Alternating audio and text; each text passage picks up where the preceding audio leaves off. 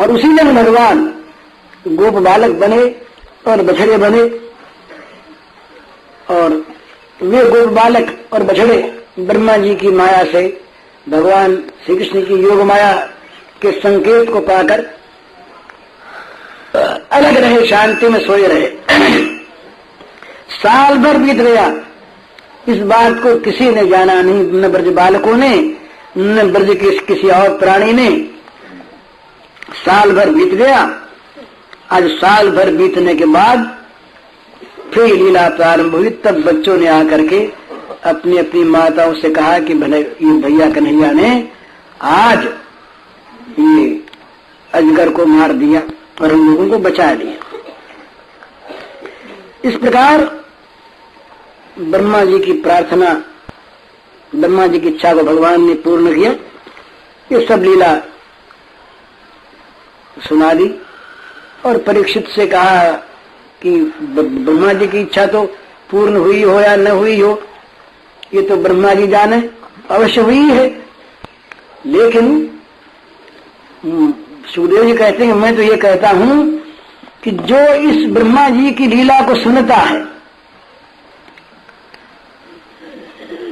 जो इस ब्रह्मा जी के सामने की हुई भगवान की लीला को जो सुनता है, अरासुर का वध, ये वन क्रीड़ा, हरी हरी घास से युक्त भूमि पर बैठकर ये पुलिन भोजन करना, सखाओं के साथ बछड़ों और ग्वाल बालों के रूप में प्रकट होना, ब्रह्मा जी की महान स्तुति, इसको जो सुनता है वो सुनने वाला भी अर्थ धर्म काम मोक्ष चारों पदार्थों को प्राप्त हो जाता है। तो इस प्रकार भगवान ने ये मनोहर लीला की। अंत में इस अध्याय का उपसंहार करते हुए ब्रह्मा जी फिर याद दिला, ये सुखदेव जी याद दिला देते हैं भगवान का वही खेल। एवं बिहारही कौमारही कौमारम जहतुर्ब्रजे निलायनई सेतु बंधे मर्कट उत्पलवना देवी ही। परीक्षित, श्री कृष्ण और बलराम इस कुमार अवस्था के ही अनुरूप निलायन आंख मिचौनी, कभी आंख मिचौनी लीला खेलते, कभी सेतु बंधन, कभी बंदरों की भांति उछलना कूदना, ये सब लीलाएं करते हुए इन्होंने बिताया, अपना ये लीला विहार किया। तो कहते हैं कि ये लीलाएं बड़ी विचित्र होती रहीं श्री कृष्ण की। बोले नीलायन लीला, ये बच्चा एक जाके छिप गया और कहा कि जाके ढूंढो उसको। इसको नीलायन लीला कहते हैं। सो श्री कृष्ण जब जाकर के छिप जाते तो ये गोप शिशु बच्चे जो हैं ये ऐसे चतुर कि कहीं छिपा हो कृष्ण से ढूंढ लाते। मतलब क्या, ये प्रेमाधीनता भगवान की कि वो अपने आप को इनके सामने छिपा नहीं सकते। इनको पता लगी जाता कहां छिपा हुआ है। और जब ये बच्चे छिपते, ये जब लुकते, तो ये सर्वज्ञ सर्वेश्वर सर्ववित सर्वात्मा ये श्री कृष्ण ढूंढ नहीं पाते। इधर ढूंढते, उधर ढूंढते, इधर खोजते, उधर खोजते, उदास हो जाते, अरे कहाँ चला गया। बोले जा खोज, बड़ा चतुर बना सकता है। बच्चे सब इनकी बाल भंगिमा को देख देख करके सब हंसी करते, बोले ले देख ढूंढ के जा, ला ढूंढ करके। खाली कहता मैं जीता, कहाँ जीतता, तू तो बार बार हारता। इनका मुंह उदास हो जाता। तो कहते हैं कि ये कि कितना बड़ा सुंदर माधुर्य है कि सर्वज्ञ शिरोमणि भगवान, सर्वांतर्यामी भगवान, सर्वतो चक्षु भगवान, सर्ववितु भगवान, इनकी असमर्थता। एक बच्चे को ढूंढ निकालने में इनकी सर्वज्ञता असमर्थ हो जाती है। एक बच्चे का पता पाने में ये सर्वज्ञ अज्ञ बन जाते हैं। तो ये कहते हैं कि योगेंद्र मुनीन्द्र शिरोमणियों के निर्विकल्प समाधि में भी जिनकी छाया प्राप्त नहीं होती, वे श्री कृष्ण नहीं प्राप्त होती। योगेंद्र मुनिंद्रों की दृष्टि में वो ज्योति भले ही आ जाए, पर श्री कृष्ण के मंगल में विग्रह की छाया उनको नहीं मिलती। तो निर्विकल्प समाधि में जिनकी छाया को भी नहीं छू सकते योगेंद्र मुनिंद्र, वे भगवान बच्चों को ढूंढ कर नहीं ला सकते। ये कितना बड़ा मधुर उल्लास का विषय है।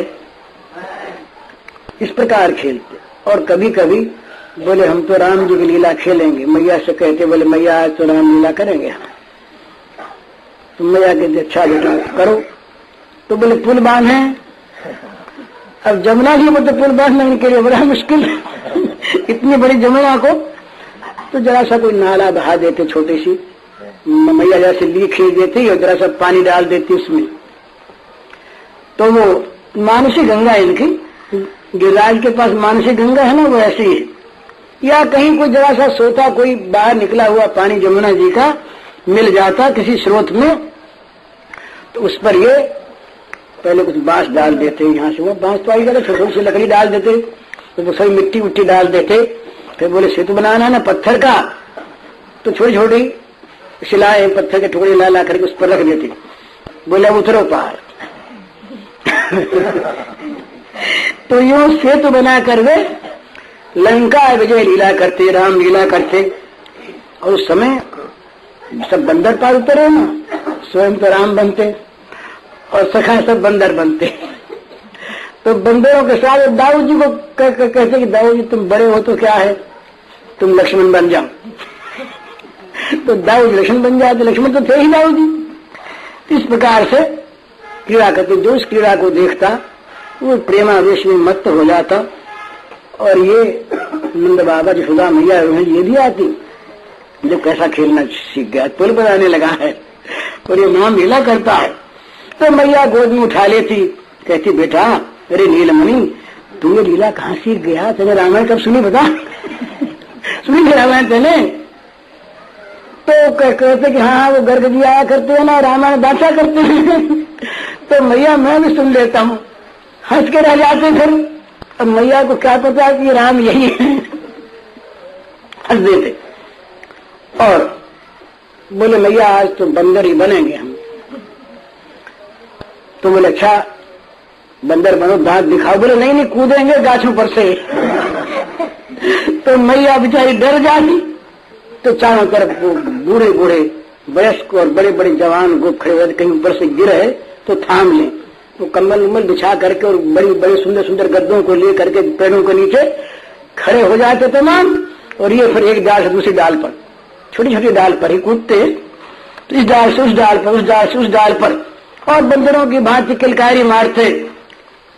इस प्रकार ये आनंद सिंधु में बाढ़ आ जाती, वहां पर आनंद का समुद्र उछल पड़ता, नदी नहीं। एवं बिहारई कौमारई कौमारम जहतुर ब्रजे नीलाय नहीं सेतु मंदिर मरकटोत्प्लवना देवी। इस प्रकार वे कभी बंदर लीला, कभी सेतु मंदिर लीला और कभी आंख मिचौनी लीला, नाना प्रकार की लीलाओं को खेलते, स्वयं रसमत्त होते और सखाओं को मित्रों को सबको रसदान करते। इस प्रकार इनकी लीला चली। ये 14वां अध्याय समाप्त हुआ। अब 15वां अध्याय प्रारंभ होता है। सुखदेव जी ने कहा ततश्च पौगंडवयः श्रुतो ब्रजे बभूव तुष्टौ पशुपाल सम्मतौ गाश्चारयन्तौ सखिभिस्समं पदवृंदावनं पुण्यमतीव चक्रतुः। अब बलराम जी ने और श्री कृष्ण ने पौगंड अवस्था में, ये 8 दिन बड़े थे दाऊद जी, तो 6वें वर्ष में प्रवेश किया।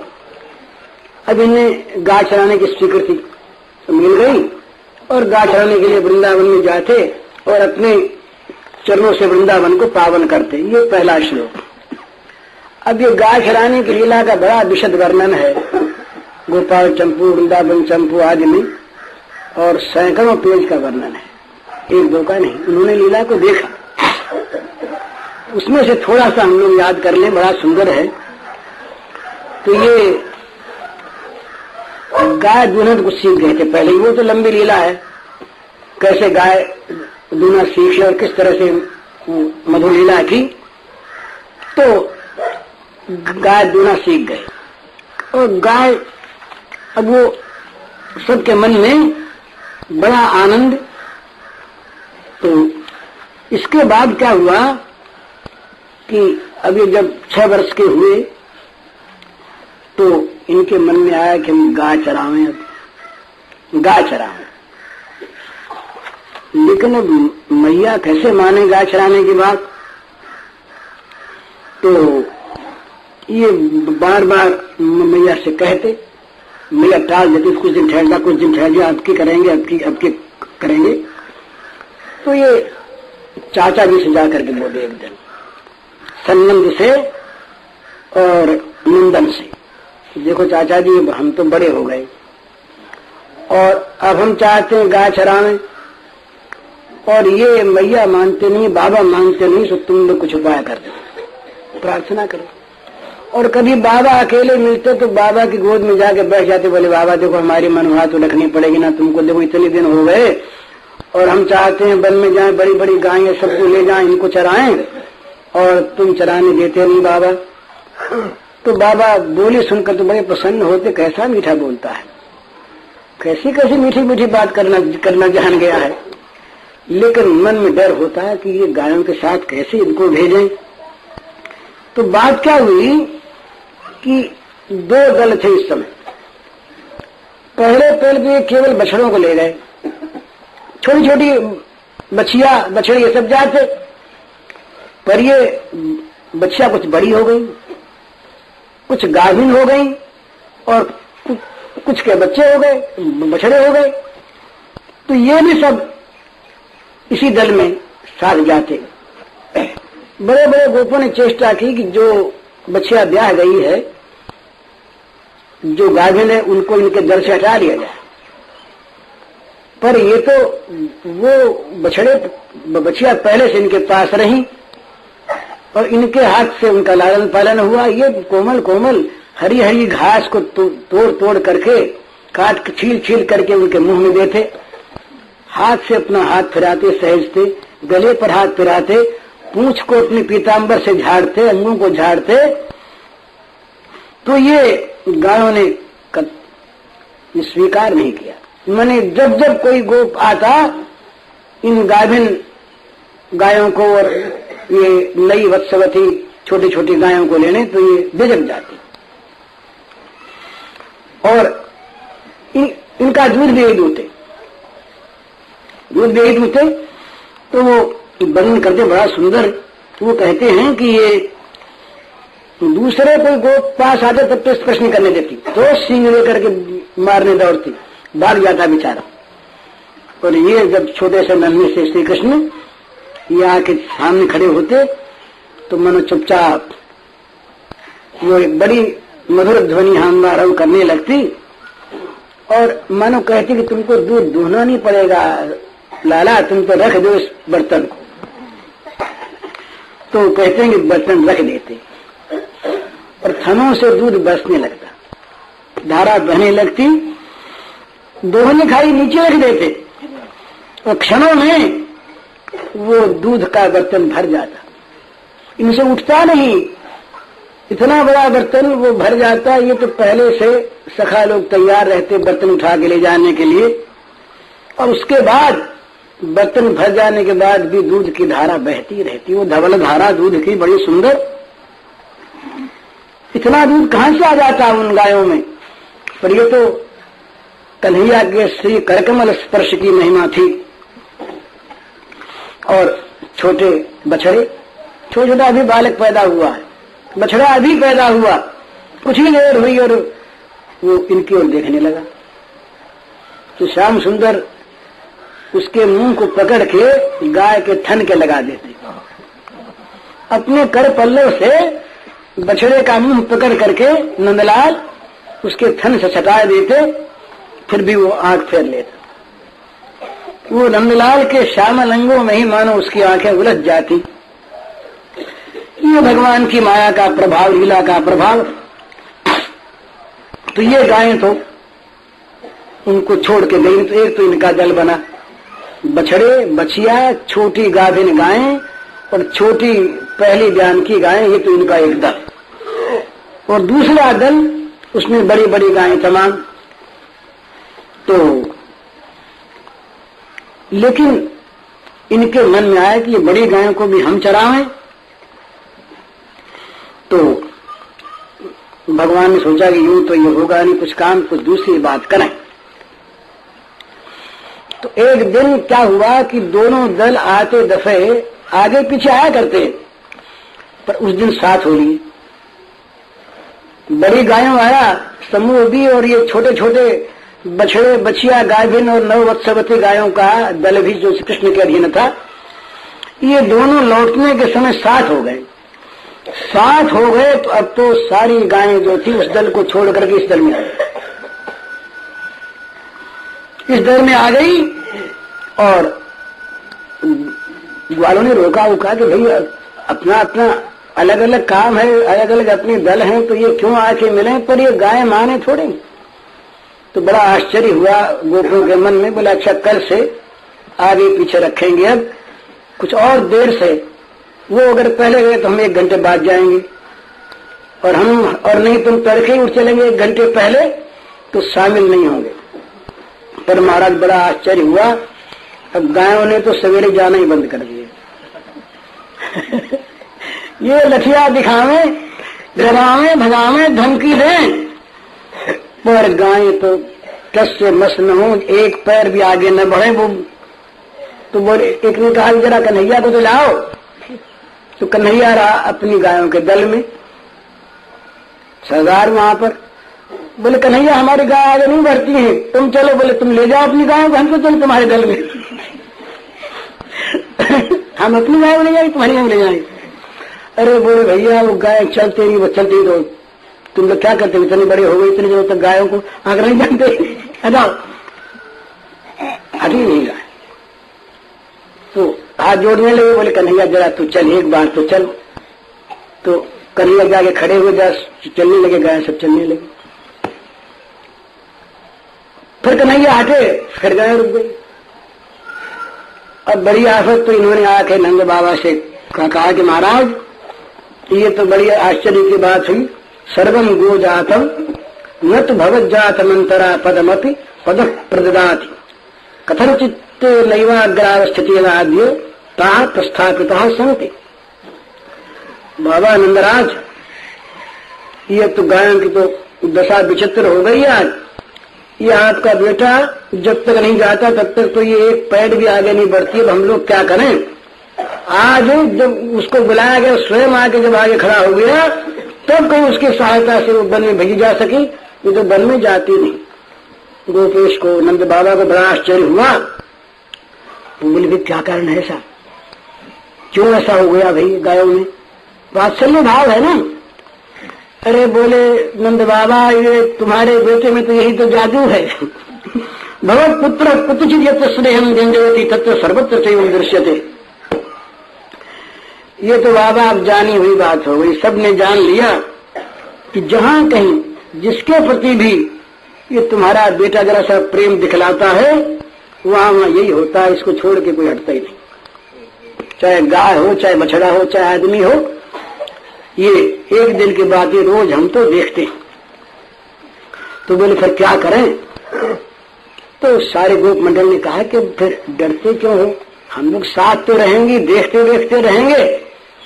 और तो तस्माद भवता भवता मनुज्ञ, आपकी आज्ञा हो जाए, बस आज्ञा हो जाए। अब बलराज तो मन उनका दूर दूर करे, कहीं कुछ हो गया तो आज्ञा दे न सके, और आज्ञा दिए बिना काम नहीं चले। तो मन ही मन एक हर्ष भरी दृष्टि से उन्होंने मनो समर्थन कर दिया। बोले मूर्त निकलवाओ। तो सारा काम ये मूर्त निकलवाने का जिम्मे उपनंद जी के बड़े भाई रहे, यही दीवान रहे नंद बाबा के दरबार में। तो ज्योतिषियों के पास गए, पंडितों के पास गए। पंडित लोगों ने बड़ा सुंदर मुहूर्त निकाल दिया। बुधवार, श्रवण नक्षत्र, कार्तिक सुदी अष्टमी ये गोचारण का पहला दिवस। तैरपि बुध श्रवण सुखप्रद मंगल श्रवण संगत बुध श्रवण विशिष्टायाम बहुल बाहुलाष्टभ्याम बहुलापालनम बहुल मृतदिष्ट मित्यादिष्टम।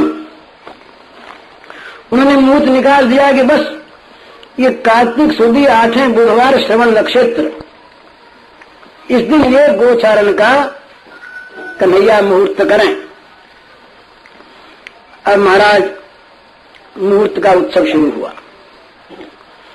अब वहां तो जहां श्री कृष्ण है वहां नित्य महोत्सव है। वहां कभी ऐसा दिन ऐसी घड़ी ऐसा पल नहीं आता जहां उत्सव से रहित कुछ है। उत्सव है। तो श्री कृष्णचंद्र के प्रथम गोचारण महोत्सव के उपलक्ष्य में बड़े बड़े आयोजन हुए। तो वो कहते हैं कि भाई इसका वर्णन कौन करे।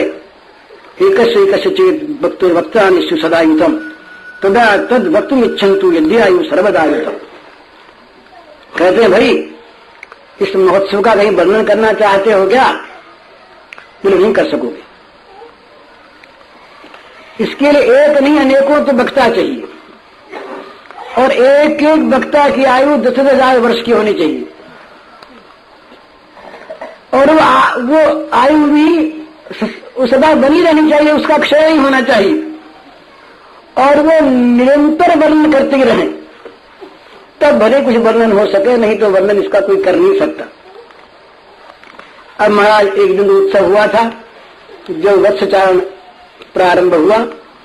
आज ये गोचारण तो तमाम वो सजा दिया गया वृंदावन, महलों पर अटारियों पर तमाम सजावट हो गई, तोरण बने, तमाम रास्ते चौराहे सब सजा दिए गए, सब साज श्रृंगार हुआ, पूजन हुआ, राग रंग, आनंद सिंधु में मानो बाढ़ आ गई।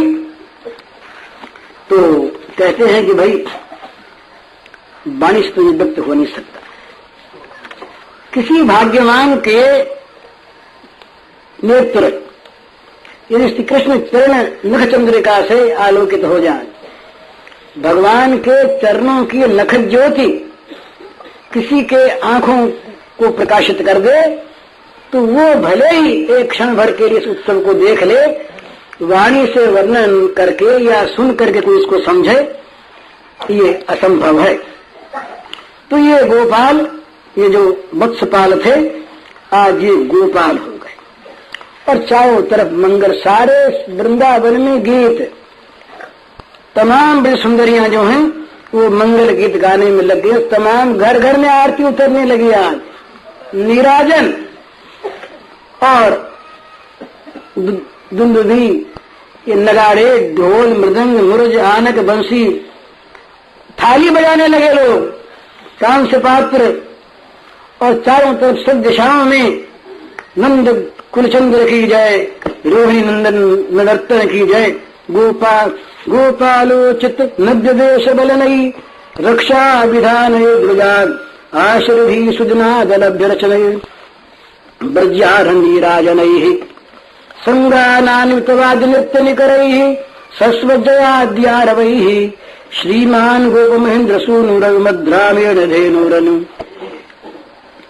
बस ये राम बलराम जब आज, ये कृष्ण बलराम जब आज तैयारी की इन्होंने वन में जाने की, तो चारों तरफ मंगल गान होने लगे, सब तरह के बाजे बजने लगे, नाच होने लगा। ये सखा सब बोले नाचें आज, कन्हैया के साथ जाएंगे, और गोप बालाएं भी नाचने लगी और तमाम जय बलराम की जय, कृष्ण की जय, श्याम राम बड़े बूढ़े बोले चिरंजीव हो, चिरंजीव हो, बड़ी उम्र है, 1000 वर्ष जीवो, लाख वर्ष जीवो, इस प्रकार से आशीर्वाद देने लगे।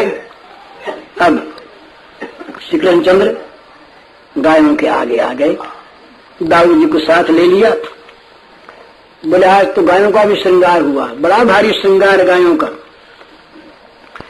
गायन की छवि कहीं नहीं परे, रूप रूप सबके ही हरे, कंचन भूषण सबके गरे, घनन घन घंटा गन करे, उज्जवल वर्ण सुको है हंस, कामधेनु सब जिनको हंस, दर्पण समतन अति दुति देत, तिन मदि हरि जाई झुकलेत।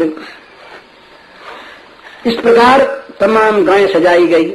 अब गो पूजन जो हुआ महाराज, तो कहते हैं यहाँ पर बड़ी सुंदर भावना है।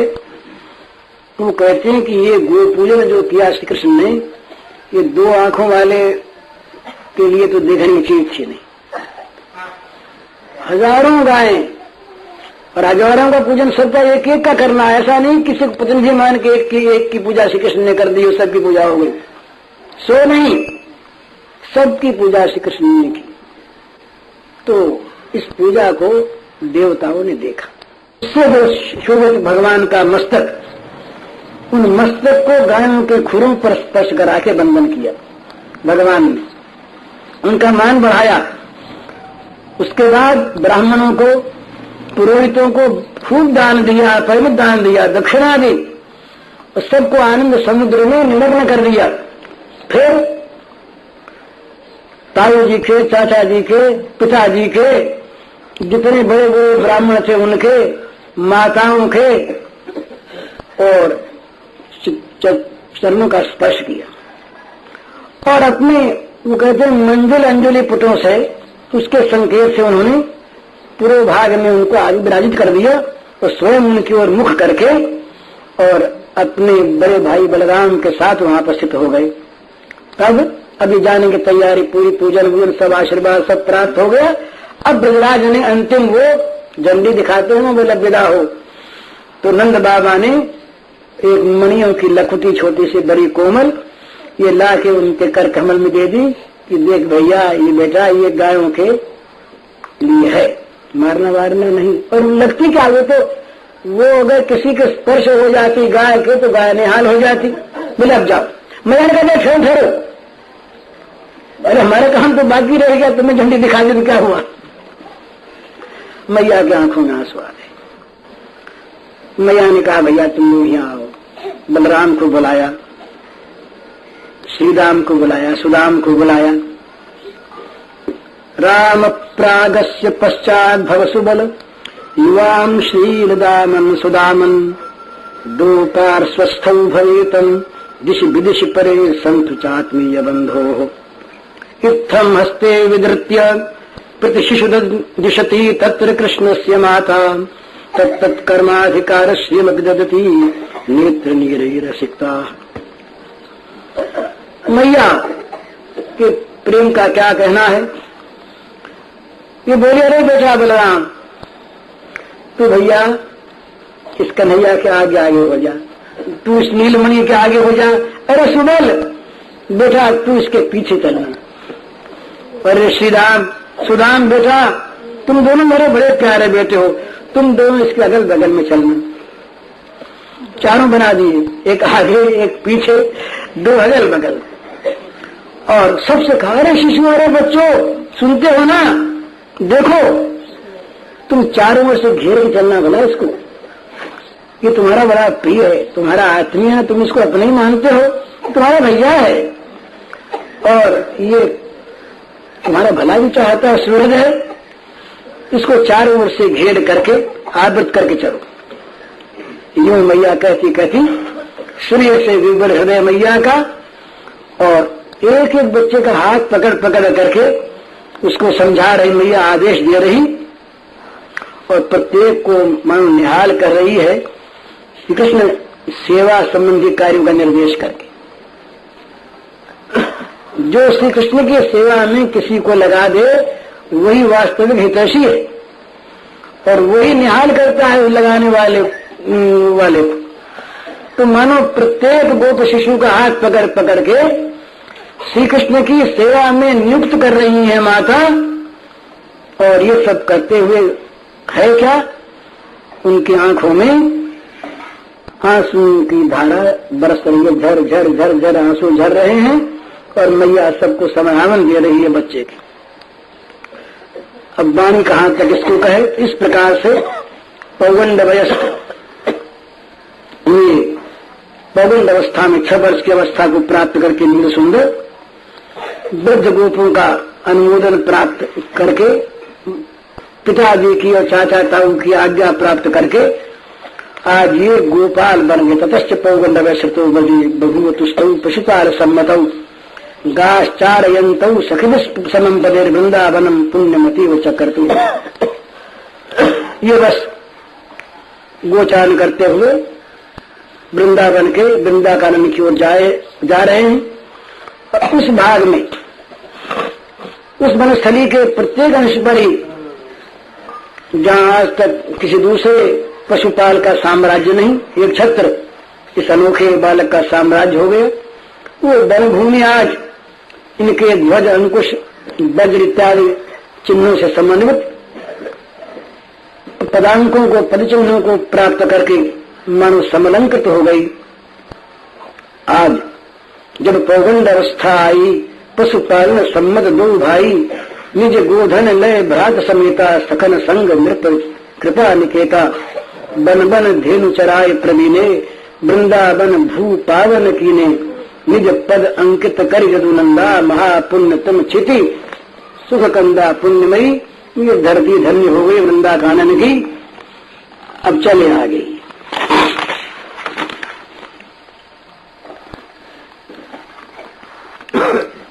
तो सुखदेव जी महाराज कहते हैं, तन्माधवोदयोन्मुगीरयन्वृतो गोपै गणद्भिः स्वशो बलान्वितः, पशून् पुरस्कृत्य पशव्यमाविशद् विहत्तु कामः कुसुमाकरं वनम्। तन्मञ्जुघोषालि मृगद्विजाकुलम्, महन्मनस्तक्षपयः सरस्वता, वातेन जुष्टुम् शतपत्रगन्धना, निरीक्षरन्तुम् भगवान् मनोदधे। सा तत्र तत्रारुण पल्लवश्रिया, फलप्रसूनोर्भरेण पादयोः, स्मृच्छिखान् दीक्ष वनस्पतीन् मुदा, सुमयन्यवाग्रविमाज पुरुषः। श्री भगवान् उवाच, अहोमी देववरामरार्चितम्, पादाम्बुजम् ते सुमनत्फलार्हणम्, नमन्तु पादाय शिखाभिरात्मनस्तलोपहत्यै तरुजम् यत्कृतम्। एतेलिनस्तमयशोखिलोकतीर्थम्, गायन्तु आदिपुरुषान् पदम् भजन्ते, प्रायो अमी मुनिगणा भवदीय मुख्या, गूढम् वनेऽपि निर्जहत्य निघात्मदैवम्। नृत्यन्तम् शिखरैड्यमुदाहरण्यः, कुर्वन्ति गोप्यतो प्रियमीक्षणेन, सूक्तैश्च कोकिलगणा गृहमागताय, धन्यादमुकशय्यानि सतां विसर्गः। धन्ये मध्यधरणी तृणविरुधस्त्वत्, पादस्पृशोऽभिमृताः करजाभिमृष्टाः, नद्योद्रखगमृगासुरयावलोकैर्गोप्योऽन्तरेण भुजयोरपि तत् स्पृहासि। बड़ा सुंदर भगवान का लीला विहार का वर्णन है। सुखदेव जी महाराज कहते हैं कि रघुनंदन सखाओं के प्राण अपने मधुर अधरों पर वेणु को स्थान देकर वो मनमोहनी स्वर लहरी से सबके कानों में अमृत बरसाने लगे। गोप शिशुओं के कंठों से वो निकली हुई श्री कृष्ण कीर्ति की सुमधुर तान वो सब बच्चे गाने लगे। तो वो वन प्रांतर मुखरित हो गया। सारी गायें अनंत अनंत गायें हैं, वे सब आज विशेष आनंद में हैं। आज वो ग्वालों के साथ नहीं है, श्री कृष्ण को आगे करके वो चल रही हैं, कभी पीछे हो जाते हैं। और उनकी वंशी ध्वनि और उनके सखाओं के द्वारा गाई हुई श्री कृष्ण की कर कीर्ति सुनती हुई ये प्रेम विभल हुई सब गायें आगे बढ़ रही हैं। और उनके पीछे सखाओं से घिरे बलराम जी के साथ ये नीर सुंदर मानो झूमते हुए नाचते हुए और चले जा रहे हैं। इनको गा चलाना तो एक है ही, पर इनको तो वन विहार करना है। वन विहार इनका उद्देश्य है। अब वहां वन की भूमि ने देखा कि आज सब तरह से जो कुछ भी सामग्री जिसके पास है बढ़िया से बढ़िया वो देकर इनका स्वागत करें। अरे इतने बड़े तो स्वयं सम्राट प्राण के प्राण आत्मा के आत्मा स्वयं आ गया। तो रंग बिरंगे भांत भांत के पुष्प सब मानो एक साथ ही आज वो उत्पन्न हो गए और स्वागत करने लगे श्री कृष्ण का समयोचित।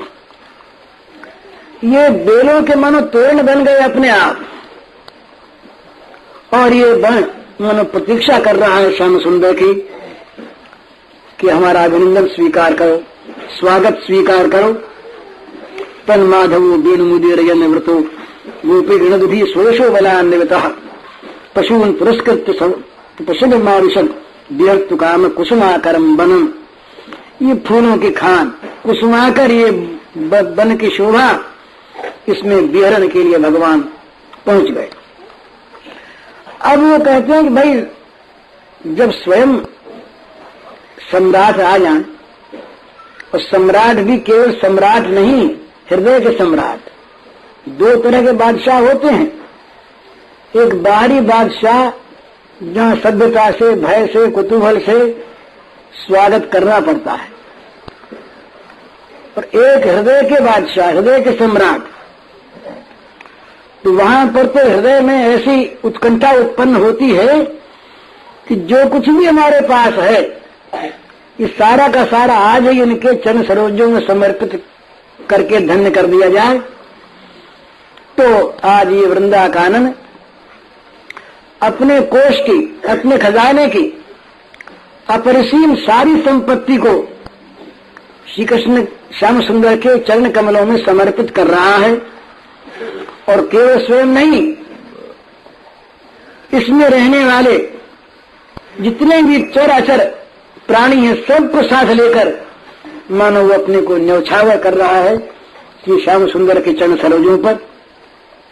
रसमत्त भ्रमरों का गुंजार, मृग और पक्षियों का सुमधुर कलरव, ये भगवत भक्त के मानस तल के समान परिस्वच्छ शीतल सुमिष्ट जल से भरे हुए सरोवरों का सामीप्य, और उन पर तो शीतल पद्मगंध सुवासित मंद मंद पवन का संचरण, ये कानन के वन के सारे उपकरण सामने उपस्थित हैं सेवा में।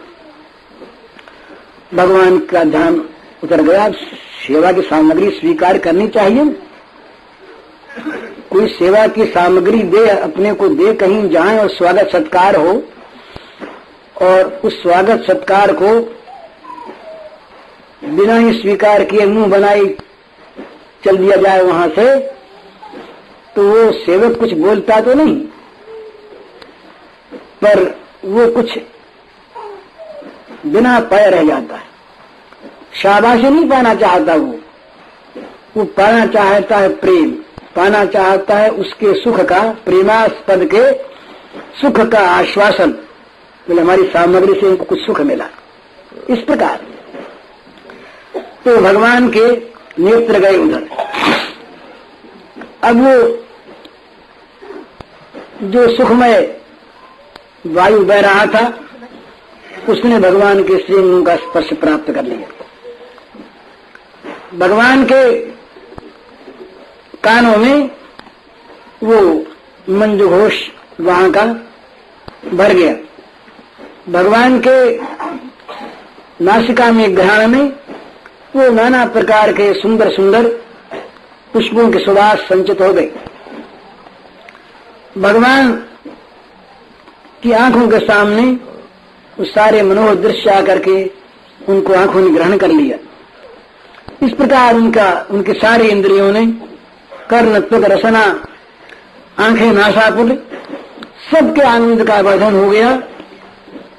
अब भगवान ने सोचा कि आज यही विहार हो।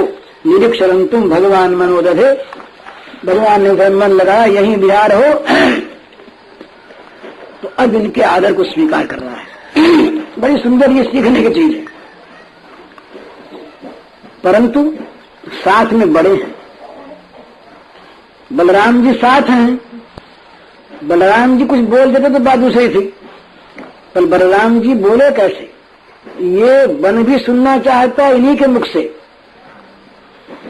और ये भी कहना चाहते हैं अपने श्रीमुख से, उनके प्रेमोपहार को स्वीकार करके मानो भगवान स्वयं वो प्रेम रस का पान कर रहे हैं, ये बतलाना चाहते हैं। पर संकोच होता है कि बड़े के सामने अपनी सेवा को स्वीकार करके बता दे तुमने हमारी बड़ी सेवा की, तो बड़े की सेवा तो की नहीं, फिर तुम्हारी सेवा की तो प्रकारांतर से बड़े का अपमान हो जाता है। ये व्यवहार की चीज है, यहाँ भगवान तो सब सिखाते ही है ना। बलराम जी साथ हैं और वन की प्रत्येक वस्तु ने भगवान का स्वागत किया है, सत्कार किया है, अपने अपने सारे उपकरण देकर उनकी सेवा की। उनकी सेवा से सुख मिला है ये कहकर उनको सुखी करना चाहते हैं भगवान। लेकिन ये कह दें कि मुझको सुख मिला है तो बलराम उपेक्षित हो जाते हैं। न तो बलराम को उन्होंने सुख दिया, न बलराम ने सुख पाया। ऐसी भाषा बोलनी चाहिए कि जिसमें सुनने वालों का तो अच्छी तरह से अंतकरण तृप्त हो जाए, उनको सुधा मिल जाए और अपनी बात कह भी दी जाए और बड़े को भी अच्छी लगे। तो भगवान वहां पर बोले क्या, अब वो वृक्षों का भ्रमरों का श्वेस गाने लगे तो बोले कि दादा देखो ना, ये कैसे तुम्हारा स्वागत करने में लगे हैं। दादा से बोले, उनसे नहीं बोले, दादा से बोले कि दादा देखो ना ये किस प्रकार से ये तुम्हारा स्वागत कर रहे हैं और कैसे कैसे ये और तुमको रिझा रहे हैं। तो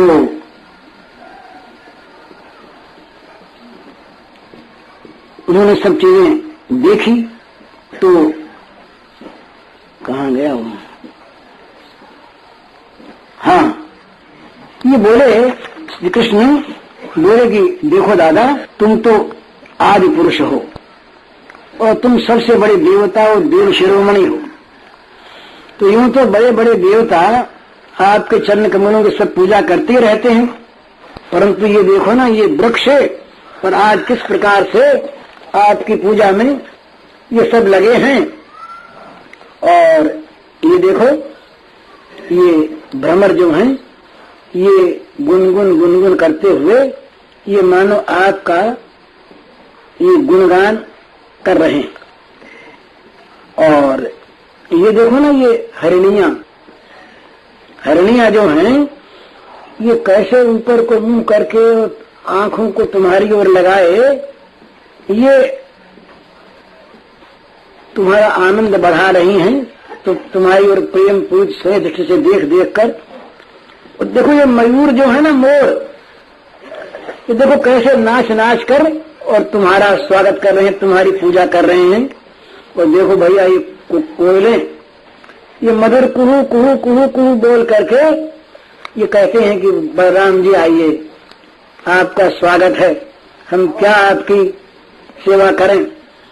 तो धन्य है ये ब्रजवासी वनवासी प्राणी, धन्य इनकी भावना है। यही तो साधुओं का आचरण होता है ना, संतों का स्वभाव है कि घर पर जो आ जाए उस अतिथि की प्रिय से प्रिय वस्तु प्रिय भाव से, आदर भाव से, प्रेम भाव से देकर उसकी सेवा करें।